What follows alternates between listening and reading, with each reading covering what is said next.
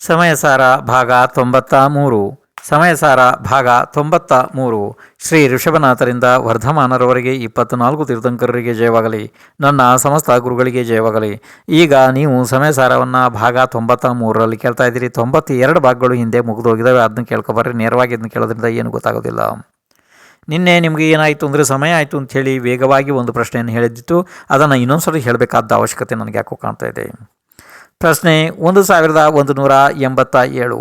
ಸಮಯಸಾರದ ಅನುಭವವನ್ನು ಯಾರು ಪಡೆಯುತ್ತಾರೆ? ಇಲ್ಲಿ ಸಮಯ ಅಂದರೆ ಏನು ಅಂತ ಹೇಳಿ ನಿಮಗೆ ಹಿಂದೆ ಸಾಕಷ್ಟು ಸತಿ ಹೇಳಲಾಗಿದೆ. ಸಮಯ ಅಂದರೆ ಆತ್ಮ ಅಥವಾ ಜೀವ. ಸಮಯಸಾರದ ಅನುಭವವನ್ನು ಯಾರು ಪಡೆಯುತ್ತಾರೆ? ಉತ್ತರ: ದರ್ಶನ, ಜ್ಞಾನ, ಚಾರಿತ್ರ್ಯ ರೂಪವಾದ ಯಾವ ಈ ಒಂದು ನಿಶ್ಚಿತವಾದ ಮೋಕ್ಷ ಮಾರ್ಗವಿದೆ, ಅದರಲ್ಲಿಯೇ ಯಾವ ಪುರುಷನು ಸ್ಥಿರತೆಯನ್ನು ಪಡೆಯುತ್ತಾನೆ ಎಂದರೆ ಸ್ಥಿರನಾಗುತ್ತಾನೆ.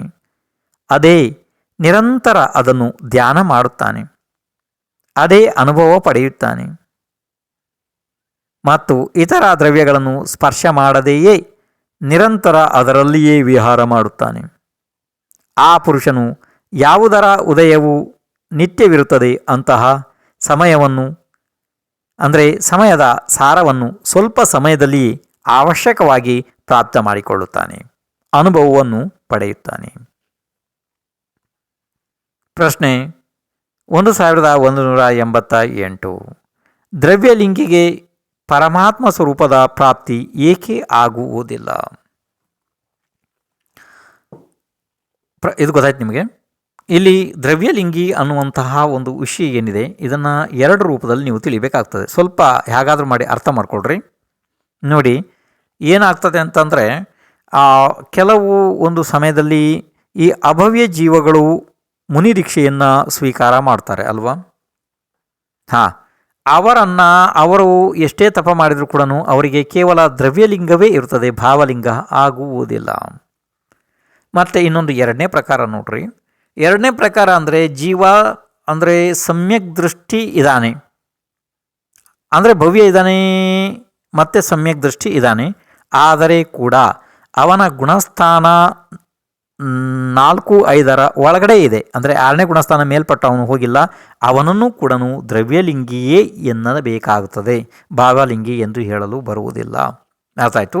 ಈ ವಿಷಯಗಳು ಬೇರೆ ಬೇರೆ, ಇಲ್ಲಿ ವಿಷಯ ಬೇರೆ. ಸ್ವಲ್ಪ ಇದನ್ನು ಬೇರೆ ರೀತಿ ನೀವು ಅರ್ಥ ಮಾಡ್ಕೋಬೇಕಾಗ್ತದೆ. ಪ್ರಶ್ನೆ 1188.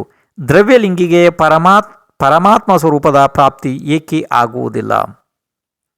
ಉತ್ತರ: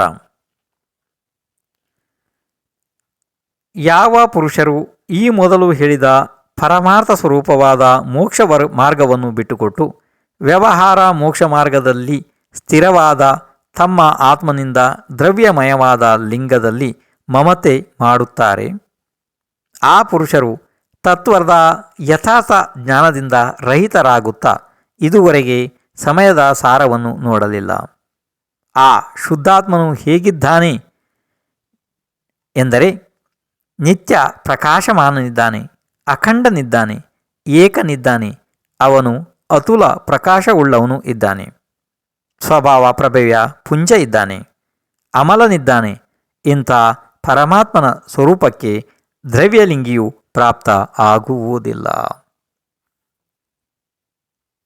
ಇದು ನಿಮ್ಗೆ ಸಾಮಾನ್ಯವಾಗಿ ಅರ್ಥ ಆಯಿತು ಅಂಥೇಳಿ ಕಾಣ್ತದೆ. ಇನ್ನು ಮುಂದೆ ಪ್ರಶ್ನೆ 1189. ಅನೇಕ ಪ್ರಕಾರದ ವೇಷಗಳಲ್ಲಿ ಮಮತ್ವ ಇಡುವವರಿಗೆ ಆಚಾರ್ಯರ ಉಪದೇಶ ಏನು ಇದೆ? ಉತ್ತರ: ಇದಕ್ಕೆ ಆಚಾರ್ಯರು ಉತ್ತರೂಪವಾಗಿ ಆಚರಿಸಿ ಕುಂದಕುಂದರು ಸಮಯಸಾರ ಮಹಾಶಾಸ್ತ್ರದ ಸರ್ವ ವಿಶುದ್ಧ ಜ್ಞಾನಾಧಿಕಾರದ ಗಾಥಾ ಸಂಖ್ಯೆ 413 ಹೇಳುತ್ತಾರೆ, ಕೇಳಿರಿ. ಪಾಖಂಡಿಲಿಂಗೇಶು ವಾ ಗಿಹಿಲಿಂಗೇಶು ವಾ ಬಹುಪಾಯಾರೇಸು ಕುವಂತಿ ಜೇ ಮಮತ್ತಂ ತೇಹಿಂ ನಾದಂ ಸಮಯಸಾರಂ.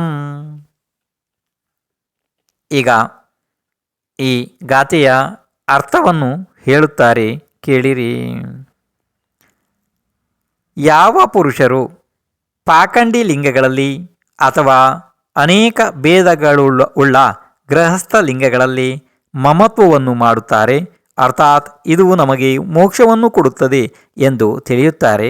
ಆ ಪುರುಷರಿಗೆ ಸಮಯಸಾರವನ್ನು ತಿಳಿಯಲು ಆಗುವುದಿಲ್ಲ. ಅಂದರೆ ಆ ಪುರುಷರು ಸಮಯಸಾರವನ್ನು ತಿಳಿಯುವುದಿಲ್ಲ. ಹೀಗೆ ಇಲ್ಲಿ ಈಗ ಗಾಟೆಯ ಅರ್ಥ ಆಯಿತು. ಪ್ರಶ್ನೆ 1190. ಗಾಥಾ ಸಂಖ್ಯೆ 413ರ ಟೀಕೆಯ ಅರ್ಥವು ಏನು ಇದೆ? ಉತ್ತರ: ಯಾರು ನಿಶ್ಚಯದಿಂದ ನಾನು ಶ್ರಮಣನಿದ್ದೇನೆ ಅಥವಾ ಶ್ರಮಣರ ಉಪಾಸಕನಿದ್ದೇನೆ ಎಂದು ದ್ರವ್ಯಲಿಂಗದಲ್ಲಿ ಮಮತೆಯ ಭಾವನೆಯನ್ನು ಇಟ್ಟು ಅಹಂಕಾರ ಮಾಡುತ್ತಾರೆ, ಅವರು ಅನಾದಿ ಕಾಲದಿಂದ ನಡೆದು ಬಂದಂತಹ ವ್ಯವಹಾರದಲ್ಲಿ ವಿಮೂಢರಾಗಿ ಭೇದಜ್ಞಾನವುಳ್ಳ ನಿಶ್ಚಯನಯಕ್ಕೆ ಪ್ರಾಪ್ತವಾಗುವುದಿಲ್ಲ. ಆದ್ದರಿಂದ ಪರಮಾರ್ಥಭೂತ ಸತ್ಯಾರ್ಥ ಭಗವಾನ್ ಜ್ಞಾನ ರೂಪ ಸಮಯಸಾರವನ್ನು ಅವರು ಅನುಭವಿಸುವುದಿಲ್ಲ.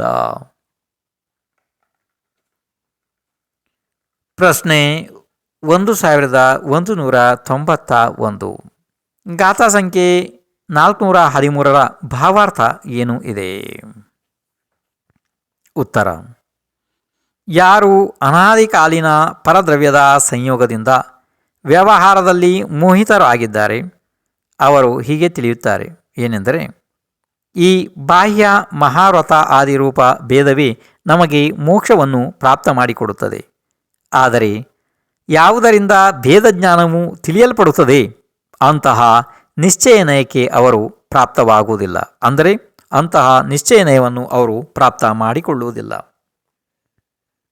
ಅಂಥವರಿಗೆ ಸತ್ಯಾರ್ಥ ಪರಮಾತ್ಮರೂಪ ಶುದ್ಧ ಜ್ಞಾನಮಯ ಸಮಯಸಾರದ ಪ್ರಾಪ್ತಿಯು ಆಗುವುದಿಲ್ಲ.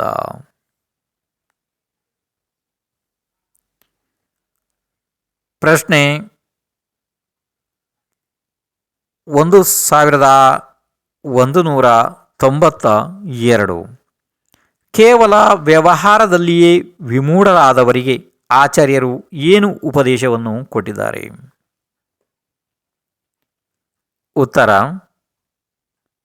ಯಾರು ಪರಮಾರ್ಥವಾದ ಆತ್ಮನ ಸ್ವರೂಪವನ್ನು ತಿಳಿಯುವುದಿಲ್ಲ, ವ್ಯವಹಾರದಲ್ಲಿಯೇ ವಿಮೂಢರಾಗಿದ್ದಾರೆ, ಅರ್ಥಾತ್ ಶರೀರ ಆದಿ ಪರದ್ರವ್ಯಕ್ಕೆ ಆತ್ಮ ಎಂದು ಮನ್ನಿಸುತ್ತಾರೆ, ಅವರು ಪರಮಾರ್ಥ ರೂಪ ಆತ್ಮನನ್ನು ತಿಳಿಯುವುದಿಲ್ಲ.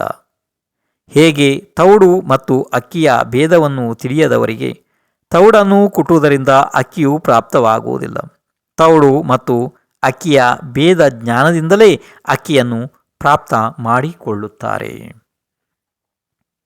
ಸಾಮಾನ್ಯವಾಗಿ ಈ ವಿಷಯ ನಿಮಗೆ ಅರ್ಥ ಆಯಿತು ಅಂತ ಅನಿಸುತ್ತೆ. ಅಂದರೆ ಅಕ್ಕಿ ಮತ್ತು ತೌಡು ಯಾವುದಕ್ಕಂತಾರಪ್ಪ?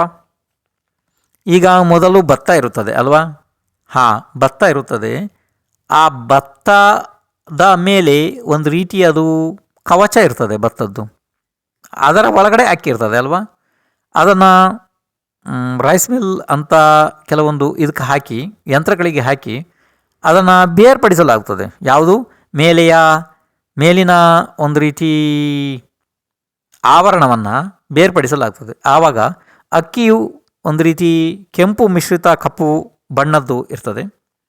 ಅದನ್ನು ಯಾವಾಗ ನೀವು ಉಜ್ಜುತ್ತಾರೆ, ಅದನ್ನು ಪಾಲಿಶ್ ಅಂತಾರೆ, ಆ ಸಮಯದಲ್ಲಿ ಒಂದು ರೀತಿ ಅದು ಒಂದು ಡಸ್ಟ್ ಒಂದು ರೀತಿ ಪುಡಿ ಹೊರಡ್ತದೆ. ಅದನ್ನು ತೌಡು ಎನ್ನುತ್ತಾರೆ. ಇದು ಗೊತ್ತಾಗ್ತದೆ, ಈ ಶಬ್ದ ಗೊತ್ತಾಗ್ತದೆ. ಅದನ್ನು ಸ್ವಚ್ಛ ಆದ ನಂತರ ಒಳಗಡೆ ಬಿಳಿ ಬಿಳಿ ಅಕ್ಕಿ ಕಾಣ್ತದೆ ಅಲ್ವಾ? ಅದನ್ನು ತವಡು ಗೊತ್ತಾಗ್ತದೆ, ಈ ಶಬ್ದ ಗೊತ್ತಾಗ್ತದೆ. ತವಡು ಅನ್ನುತ್ತಾರೆ. ಅದೇ ರೀತಿ ಇಲ್ಲಿ ಹಾಗಾದರೆ ನೀವು ಇನ್ನೊಂದು ಸಲ ಇದನ್ನು ಕೇಳ್ರಿ, ಯಾಕೆಂದರೆ ಮಧ್ಯದಲ್ಲಿ ಬೇರೆ ಯಾವುದೇ ಹೇಳಿದರೂ ನಿಮಗೆ ಅದು ಗೊಂದಲಕ್ಕೆ ಬರ್ತದೆ. ಅದಕ್ಕೋಸ್ಕರ ನಾನು ಇನ್ನೊಂದು ಸಲ ಹೇಳ್ತೀನಿ ಕೇಳ್ರಿ. ಯಾರು ಪರಮಾರ್ಥವಾದ ಅಂದರೆ ಪರಮಾರ್ಥ ಸತ್ಯ ರೂಪವಾದ ಆತ್ಮನ ಸ್ವರೂಪವನ್ನು ತಿಳಿಯುವುದಿಲ್ಲ, ವ್ಯವಹಾರದಲ್ಲಿಯೇ ವಿಮೂಢರಾಗಿದ್ದಾರೆ, ಅರ್ಥಾತ್ ಶರೀರ ಆದಿ ಪರದ್ರವ್ಯಕ್ಕೆ ಆತ್ಮ ಎಂದು ಮನ್ನಿಸುತ್ತಾರೆ, ಅವರು ಪರಮಾರ್ಥ ರೂಪ ಆತ್ಮನನ್ನು ತಿಳಿಯುವುದಿಲ್ಲ. ಉದಾಹರಣೆ ಹೇಗೆ ಎಂದರೆ, ಹೇಗೆ ತೌಡು ಮತ್ತು ಅಕ್ಕಿಯ ಭೇದವನ್ನು ತಿಳಿಯದೇ ಇರುವವರು ತೌಡನ್ನು ಕುಟ್ಟುವುದರಿಂದ ಅಕ್ಕಿಯು ಪ್ರಾಪ್ತಿ ಆಗುವುದಿಲ್ಲ, ತೌಡು ಮತ್ತು ಅಕ್ಕಿಯ ಭೇದ ಜ್ಞಾನದಿಂದಲೇ ಅಕ್ಕಿಯನ್ನು ಪ್ರಾಪ್ತ ಮಾಡಿಕೊಳ್ಳಬಹುದು. ಅರ್ಥ ಆಯಿತು? ಇದು ಉದಾಹರಣೆ ಕೊಟ್ಟಿದ್ದಾರೆ. ಇನ್ನು ಮುಂದೆ ಪ್ರಶ್ನೆ 1193. ವ್ಯವಹಾರ ನಯ ಮತ್ತು ನಿಶ್ಚಯ ನಯಗಳು ಮೋಕ್ಷ ಮಾರ್ಗವನ್ನು ಹೇಗೆ ನಿರೂಪಿಸುತ್ತವೆ? ಇದಕ್ಕೆ ಉತ್ತರವಾಗಿ ಆಚಾರ್ಯ ಶ್ರೀ ಕುಂದಕುಂದರು ಸಮಯಸಾರ ಮಹಾಶಾಸ್ತ್ರದ ಸರ್ವ ವಿಶುದ್ಧ ಜ್ಞಾನಾಧಿಕಾರದ ಗಾಥಾ ಸಂಖ್ಯೆ 414 ಹೇಳುತ್ತಾರೆ, ಕೇಳಿರಿ. ವ್ಯವಹಾರಿ ಓ ಪುಣ ನವೋ ದೋಣ್ಣಿ ವಿಲಿಂಗಾಣಿ ಭಣದಿ ಮೊಕ್ಕಪಹೆ ನಿಶ್ಚಯ ನಾವೋ ನ ಇಚ್ಛದಿ ಮೊಕ್ಕಪಹೆ ಸವ್ವಲಿಂಗಾಣಿ. ಈಗ ಈ ಗಾಥೆಯ ಅರ್ಥವನ್ನು ಹೇಳುತ್ತಾರೆ, ಕೇಳಿರಿ. ವ್ಯವಹಾರ ನಯವಂತೂ ಮುನಿ ಶ್ರಾವಕರ ಭೇದದಿಂದ 2 ಪ್ರಕಾರದ ಲಿಂಗಕ್ಕೆ ಮೋಕ್ಷ ಮಾರ್ಗವೆಂದು ಹೇಳುತ್ತದೆ. ನಿಶ್ಚಯ ನಯವು ಎಲ್ಲ ಲಿಂಗಗಳಿಗೂ ಮೋಕ್ಷ ಮಾರ್ಗದಲ್ಲಿ ಇಷ್ಟ ಮಾನಿಸುವುದಿಲ್ಲ. ಇದು ನಿಮಗೆ ಅರ್ಥ ಆದರೆ ಒಳ್ಳೆಯದು, ಅಕಸ್ಮಾತ್ ಅರ್ಥ ಆಗಿಲ್ಲ ಅಂದರೆ ಬೇರೆ ರೂಪದಲ್ಲಿ ಇದನ್ನು ಹೇಳಿ ತಿಳಿಸಲಾಗ್ತದೆ. ಪ್ರಶ್ನೆ 1194. ಗಾಥಾ ಸಂಖ್ಯೆ 414ರ ಟೀಕೆಯ ಅರ್ಥವು ಏನು ಇದೆ? ಉತ್ತರ: ಮುನಿ ಮತ್ತು ಉಪಾಸಕ ಶ್ರಾವಕರ ಭೇದದಿಂದ ಲಿಂಗವು 2 ಪ್ರಕಾರದ್ದು ಇದೆ. ಆ 2 ಲಿಂಗಗಳು ಮೋಕ್ಷ ಮಾರ್ಗವಿವೆ ಎಂದು ಹೇಳುವುದು ವ್ಯವಹಾರವೇ ಇದೆ, ಪರಮಾರ್ಥ ಇಲ್ಲ.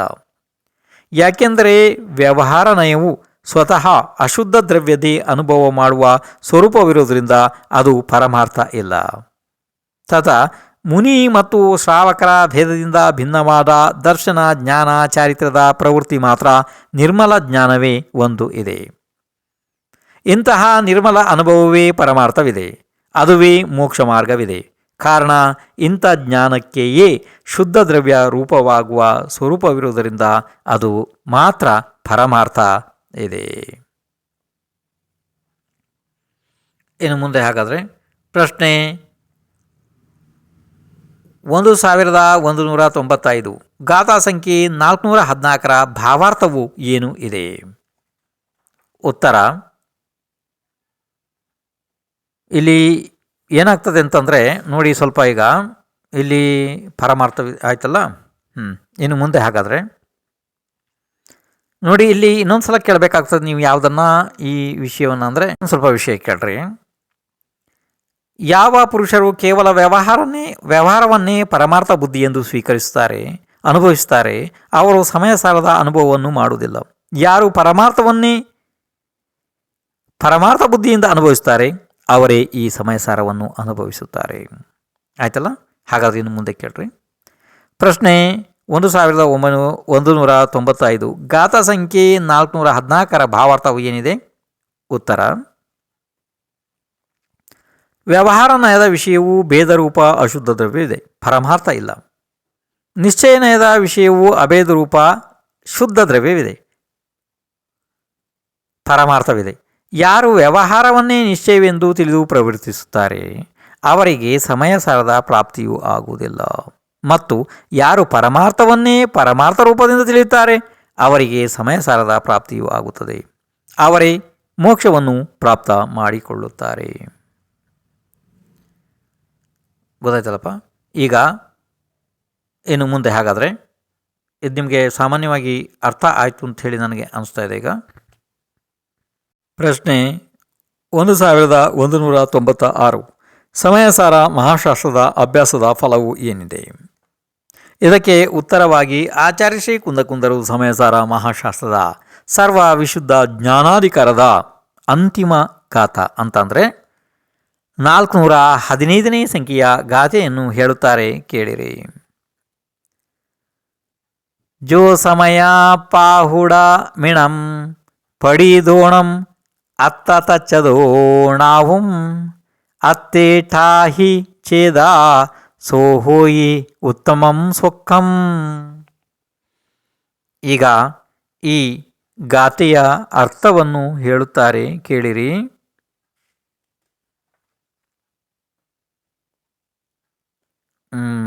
ಏನಂದರೆ, ಭವ್ಯ ಜೀವನು ಈ ಸಮಯಸಾರ ಪ್ರಾಭೃತವನ್ನು ಓದಿ ಅರ್ಥ ಮತ್ತು ತತ್ವದಿಂದ ತಿಳಿದು ಅದರ ಅರ್ಥದಲ್ಲಿ ಸ್ಥಿರನಾಗುತ್ತಾನೆ. ಅವನು ಉತ್ತಮ ಸುಖ ಸ್ವರೂಪಿ ಆಗುವನು. ಈ ರೀತಿ ಅಂತಿಮ ಗಾಥೆಯನ್ನು ಆಚಾರ್ಯಶ್ರೀ ಇಲ್ಲಿ ಹೇಳಿದ್ದಾರೆ. ಇಲ್ಲಿಗೆ 415 ಗಾಥೆಗಳು ಮುಗಿದವು ಅಲ್ಲವೇ? ಈಗ ಪ್ರಶ್ನೆ 1197. ಗಾಥಾ ಸಂಖ್ಯೆ 415ರ ಟೀಕೆಯ ಅರ್ಥವು ಏನಿದೆ? ಉತ್ತರ: ಯಾವ ಭವ್ಯ ಪುರುಷನು ನಿಜವಾಗಿ ಈ ಮಹಾಶಾಸ್ತ್ರವನ್ನು ಓದಿ ಎಲ್ಲ ಪದಾರ್ಥಗಳ ಪ್ರಕಾಶಮಾನದಲ್ಲಿ ಸಮರ್ಥವಾದ ಪರಮಾರ್ಥಭೂತ ಚೈತನ್ಯ ಪ್ರಕಾಶರೂಪ ಆತ್ಮನನ್ನು ಅರ್ಥ ಮತ್ತು ತತ್ವದಿಂದ ನಿಶ್ಚಯ ಮಾಡಿ ಅದರದ್ದೇ ಅರ್ಥಭೂತವಾದ ಭಗವಾನ್ ಏಕ ಜ್ಞಾನಘನ ಸ್ವರೂಪ ಪರಬ್ರಹ್ಮನಲ್ಲಿ ಎಲ್ಲ ಪ್ರಕಾರದಿಂದ ಪ್ರಯತ್ನ ಮಾಡಿ ಸ್ಥಿರನಾಗುತ್ತಾನೆ. ಆ ಪುರುಷನು ತಾನೇ ಉತ್ತಮ ಅನುಕೂಲ ಲಕ್ಷಣವುಳ್ಳ ಸುಖಿ ಆಗುತ್ತಾನೆ. ಈ ಶಾಸ್ತ್ರವು ಸಮಯಸಾರಭೂತ ಭಗವಾನ್ ಪರಮಾತ್ಮ ಎಲ್ಲವನ್ನೂ ಪ್ರಕಾಶಿಸಲಿಕ್ಕೆ ಸಮರ್ಥನಾದುದರಿಂದ ವಿಶ್ವಮಯವಾಗಿದೆ. ಅವನ್ನು ಪ್ರಕಾಶಿತ ಮಾಡುವುದರಿಂದ ತಾನು ಸ್ವತಃ ಶಬ್ದ ಬ್ರಹ್ಮನಂತೆ ಇದೆ. ಆ ಸುಖವು ತತ್ಕಾಲ ಉದಯ ರೂಪದಿಂದ ಪ್ರಕಟನಾಗಿ ಒಂದು ಚೈತನ್ಯ ರಸದಿಂದ ತುಂಬಿದ ತನ್ನ ಸ್ವಭಾವದಲ್ಲಿ ವ್ಯವಸ್ಥಿತ ಸ್ಥಿರನಾಗಿ ನಿರಾಕುಲ ಆತ್ಮಸ್ವರೂಪದಿಂದ ಪರಮಾನಂದ ಶಬ್ದದಿಂದ ಹೇಳಲು ಯೋಗ್ಯ ಇದೆ. ಪ್ರಶ್ನೆ 1198. ಗಾಥಾ ಸಂಖ್ಯೆ 415ರ ಭಾವಾರ್ಥವು ಏನು ಇದೆ? ಉತ್ತರ: ಈ ಶಾಸ್ತ್ರದ ಹೆಸರು ಸಮಯ ಪ್ರಾವೃತ ಇದೆ. ಸಮಯ ಹೆಸರು ಪದಾರ್ಥದ್ದು ಇದೆ. ಅದನ್ನು ಹೇಳುವವನಿದ್ದಾನೆ. ಅಥವಾ ಸಮಯ ಹೆಸರು ಆತ್ಮನದ್ದು ಇದೆ. ಆತ್ಮನನ್ನು ಹೇಳುವವನು ಇದ್ದಾನೆ. ಅಂದರೆ ಸಮಯ ಸಾರ ಏನಿದೆ, ಆತ್ಮನನ್ನು ಹೇಳುವವನು ಇದ್ದಾನೆ. ಆ ಆತ್ಮನು ಎಲ್ಲ ಪದಾರ್ಥಗಳನ್ನು ಪ್ರಕಾಶಿಸುತ್ತಾನೆ. ಎಲ್ಲ ಪದಾರ್ಥಗಳ ಕಥನ ಮಾಡುವವರಿಗೆ ಶಬ್ದಾರ್ಥಗಳನ್ನು ಪ್ರಕಾಶಿಸುತ್ತಾರೆ. ಎಲ್ಲ ಪದಾರ್ಥಗಳ ಕಥನ ಮಾಡುವವರಿಗೆ ಶಬ್ದ ಬ್ರಹ್ಮ ಅನ್ನುತ್ತಾರೆ. ಹೀಗೆ ಈ ಶಾಸ್ತ್ರವು ಆತ್ಮನನ್ನು ತೋರಿಸುವುದರಿಂದ ಈ ಶಾಸ್ತ್ರಕ್ಕೂ ಶಬ್ದ ಬ್ರಹ್ಮನಂತೆ ಅನ್ನಬೇಕು. ಶಬ್ದ ಬ್ರಹ್ಮವಂತೂ ದ್ವಾದಶಾಂಗ ಶಾಸ್ತ್ರ ಇದೆ ಮತ್ತು ಈ ಶಾಸ್ತ್ರಕ್ಕೂ ಶಬ್ದ ಬ್ರಹ್ಮನ ಉಪಮೆಯನ್ನು ಕೊಡಲಾಗಿದೆ. ಈ ಶಾಸ್ತ್ರವು ಶಬ್ದ ಬ್ರಹ್ಮನನ್ನು ಅಂದರೆ ಶುದ್ಧ ಪರಮಾತ್ಮನನ್ನು ಸಾಕ್ಷಾತ್ ತೋರಿಸುತ್ತದೆ. ಯಾರು ಈ ಶಾಸ್ತ್ರವನ್ನು ಓದಿ ಇದರ ಯಥಾರ್ಥ ಅರ್ಥದಲ್ಲಿ ಸ್ಥಿರವಾಗುತ್ತಾರೆ ಅವರು ಪರಬ್ರಹ್ಮನನ್ನು ಪ್ರಾಪ್ತ ಮಾಡಿಕೊಳ್ಳುತ್ತಾರೆ. ಆದ್ದರಿಂದ ಪರಮಾನಂದ ರೂಪ ಆತ್ಮಿಕ ಸ್ವಾಧೀನ ಬಾಧಾರಹಿತ ಉತ್ತಮ ಸುಖಕ್ಕೆ ಪ್ರಾಪ್ತರಾಗುತ್ತಾರೆ. ಅಂದರೆ ಉತ್ತಮ ಸುಖವನ್ನು ಪ್ರಾಪ್ತ ಮಾಡಿಕೊಳ್ಳುತ್ತಾರೆ. ಆದ್ದರಿಂದ ಹೇ ಭವ್ಯರೇ, ತಾವು ತಮ್ಮ ಕಲ್ಯಾಣದ ಸಲುವಾಗಿ ಇದನ್ನು ಓದಿರಿ, ಕೇಳಿರಿ, ನಿರಂತರವಾಗಿ ಇದನ್ನೇ ಧ್ಯಾನಿಸಿರಿ. ಅದರಿಂದ ಅವಿನಾಶಿ ಸುಖದ ಪ್ರಾಪ್ತಿಯೂ ಆಗುತ್ತದೆ. ಹೀಗೆ ಭಗವಾನ್ ಆಚಾರ್ಯ ಕುಂದಕುಂದರು ಈ ರೀತಿ ಉಪದೇಶವನ್ನು ಕೊಟ್ಟಿದ್ದಾರೆ. ಇದು ನಿಮಗೆ ಸಾಮಾನ್ಯವಾಗಿ ಅರ್ಥ ಆಯಿತು ಅನ್ನಿಸ್ತಾ ಇದೆ. ಅಂತಿಮದಲ್ಲಿ ಎಷ್ಟು ಸುಂದರವಾದ, ಎಷ್ಟು ಮಧುರ, ಮೃದು, ಎಷ್ಟು ಉತ್ಕೃಷ್ಟ ದರ್ಜೆಯ ಶಬ್ದಗಳನ್ನು ಅವರು ಉಪಯೋಗ ಮಾಡಿ ಜೀವಗಳಿಗೆ ಕರುಣಾಭಾವದಿಂದ ತಿಳಿಸಿದ್ದಾರೆ. ಹೇ ಜೀವಗಳೇ, ನೀವು ಏನಾದರೂ ನಿಮ್ಮ ಕಲ್ಯಾಣವನ್ನು ಇಚ್ಛಿಸಿದರೆ ಪರಮ ಸುಖ ಅಂದರೆ ಅನಂತ ಸುಖ, ಅವ್ಯಾಭಾದ ಸುಖ. ಯಾಕೆಂದರೆ ಒಂದು ಸಲ ಸುಖ ಪ್ರಾಪ್ತ ಆದ ನಂತರ ಅದು ನಿರಂತರ ಅನಂತ ಕಾಲದವರೆಗೆ ಹಾಗೇ ಇರ್ತದೆ. ಅಂಥ ಸುಖವನ್ನು ನೀವೇನಾದ್ರು ಪ್ರಾಪ್ತ ಮಾಡಿಕೊಳ್ಳೋದಕ್ಕೆ ಏನಾದ್ರು ಇಚ್ಛಿಸ್ತೀರಿ ಅಂದರೆ ನೀವು ಏನು ಮಾಡಿರಿ, ಒಂದು ಆತ್ಮನನ್ನೇ ಸೇವಿಸಿರಿ. ಬೇರೆ ಎಲ್ಲ ದ್ರವ್ಯಗಳನ್ನು ಬಿಟ್ಟು ಬಿಡಿರಿ. ಕೇವಲ ನಿಮ್ಮ ಒಂದು ಸ್ವಂತದ ಆತ್ಮನನ್ನೇ ಧ್ಯಾನಿಸಿರಿ. ಅದರಲ್ಲೇ ಮಗ್ನರಾಗಿರಿ. ಅದರದ್ದೇ ಚಿಂತನೆ ಮಾಡಿರಿ. ಒಂದಲ್ಲ ಒಂದು ದಿವಸ ಹೇ ಭವ್ಯ ಜೀವಗಳ, ನೀವು ಕೂಡ ಅನಂತ ಸುಖವನ್ನು ಪ್ರಾಪ್ತ ಮಾಡಿಕೊಳ್ಳುತ್ತೀರಿ ಎಂಬುದು ಎಷ್ಟು ಸುಂದರವಾದ, ಎಷ್ಟು ಉತ್ಕೃಷ್ಟ ದರ್ಜೆಯ, ಅದರಲ್ಲೂ ಕೂಡ ಮತ್ತೆ ಅಷ್ಟು ಉತ್ಕೃಷ್ಟ ದರ್ಜೆಯ ಶಬ್ದಗಳಿದ್ದರೂ ಅದರಲ್ಲಿ ಮಧುರತೆ, ಮೃದುತೆ, ಕರುಣಾಭಾವ ಇದನ್ನೆಲ್ಲ ವ್ಯಕ್ತ ಮಾಡಿ ಆಚಾರ್ಯ ಶ್ರೀ ಕುಂದಕುಂದರು ಈ ಜೀವ ಜಗತ್ತಿಗೆ ಎಷ್ಟು ದೊಡ್ಡ ಉಪಕಾರವನ್ನು ಮಾಡಿದ್ರು ಪರಮಾತ್ಮ. ನಾವು ಅವರ ಉಪಕಾರವನ್ನು ಎಷ್ಟು ಜನ್ಮ ಎತ್ತಿದರೂ ತೀರಿಸ್ಲಿಕ್ಕೆ ಆಗ್ತದೆಯೇ? ಸಾಧ್ಯನೇ ಇಲ್ಲ. ಯಾಕೆಂದರೆ ನಾವು ಅವರ ಸೇವೆ ಮಾಡೋದಕ್ಕೆ ಆಗಲ್ಲ. ಅವರಂತೂ ಸ್ವರ್ಗಸ್ಥರಾಗಿ ಇಂದ್ರ ಪದವಿಗೂ ಹೋಗಿರಬೇಕು. ಅವರು ಎಲ್ಲಿ ನಾವು ಎಲ್ಲಿ. ಈಗ ಕೇವಲ ಅವರ ಭಕ್ತಿ ಮಾಡೋದ್ರಲ್ಲಿ ನಮ್ಮ ಪುಣ್ಯ, ಅದು ನಮ್ಮ ಅದೃಷ್ಟ ಅಂತ ಹೇಳಿ ತಿಳ್ಕೊಂಡು ನಾವು ಇದು ಮಾಡಬೇಕಾಗ್ತದೆ. ಇನ್ನು ನಾಳೆಯ ಭಾಗದಲ್ಲಿ ನಿಮಗೆ ಮುಂದೆ ಅನೇಕ ವಿಷಯಗಳು ಹೇಳೋವಿದ್ದಾವೆ. ನಾಳೆಯ ಭಾಗ ಬಂದು ಕೇಳ್ರಿ. ಈಗ ಸಮಯ ಆಗ್ತದೆ, ಆದ್ದರಿಂದ ನೀವು ಹೋಗಿ ಬರ್ರಪ್ಪ. ನಾಳೆ ಸಮಯಕ್ಕೆ ಸರಿಯಾಗಿ ಬಂದುಬಿಡ್ರಿ.